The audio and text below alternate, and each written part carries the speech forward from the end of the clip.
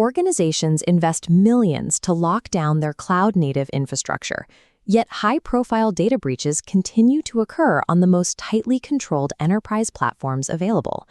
Red Hat OpenShift is engineered to be secure by default. As a Kubernetes distribution, it ships with an aggressive array of built-in defenses designed to protect the cluster from the moment it boots. In this 3D map of a standard cluster, we can see the first layer of defense, security context constraints. These SCCs form a strict perimeter, dictating exactly what a container pod is allowed to do and rejecting any workload that requests unauthorized privileges. Inside that perimeter, integrated identity and access management and role-based access control govern the control plane. Every user and service must authenticate, ensuring no entity can interact with the Kubernetes API without explicit clearance. At the host level, OpenShift enforces deep node isolation through SE Linux.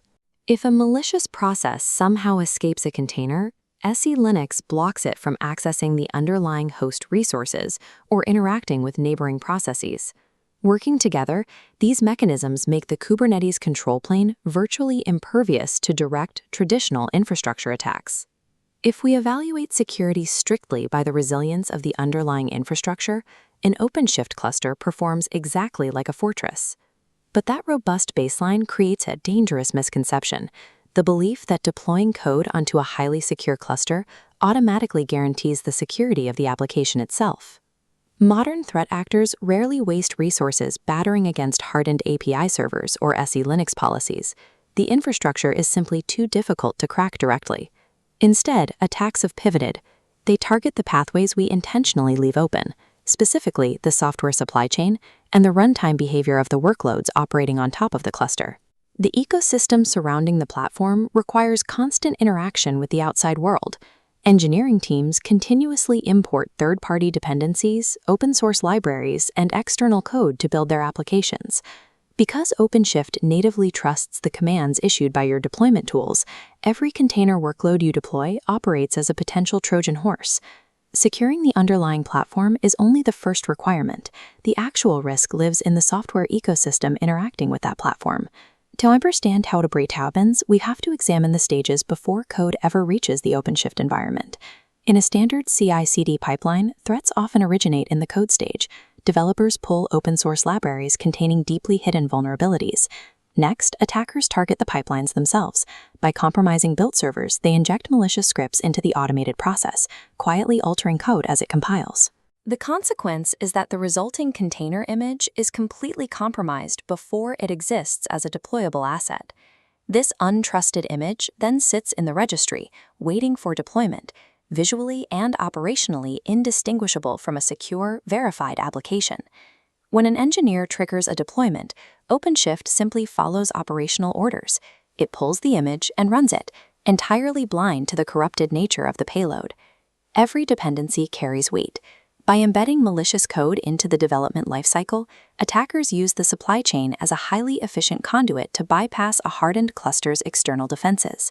Once that compromised container is actively running inside OpenShift, the runtime phase begins.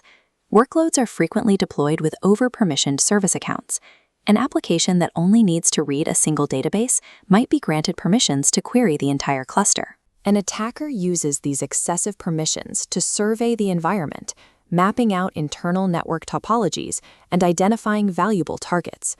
This overhead view of the cluster nodes illustrates the danger of unsegmented east-west traffic.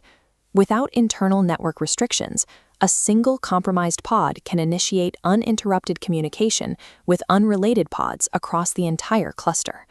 While moving laterally, the attacker searches for hard-coded secrets, unencrypted API keys or database credentials carelessly left in configuration files or environmental variables. Utilizing those exposed secrets, they escalate their privileges, quickly shifting from a low-level application compromise to full administrative control over the ecosystem. This sequence of internal maneuvers highlights the flaw in relying strictly on perimeter defense. Tall walls offer no protection if the intruder is already authorized to be inside. Security practitioners have to abandon a specific line of thinking. They must stop asking, "Is my cluster secure?" The necessary question is, Can I trust everything running inside my cluster? Identity and internal network behaviors constitute the true attack surface. If internal trust is granted blindly, external fortifications serve no functional purpose. High-maturity organizations address this exact vulnerability by enforcing a zero-trust architecture across their entire engineering ecosystem.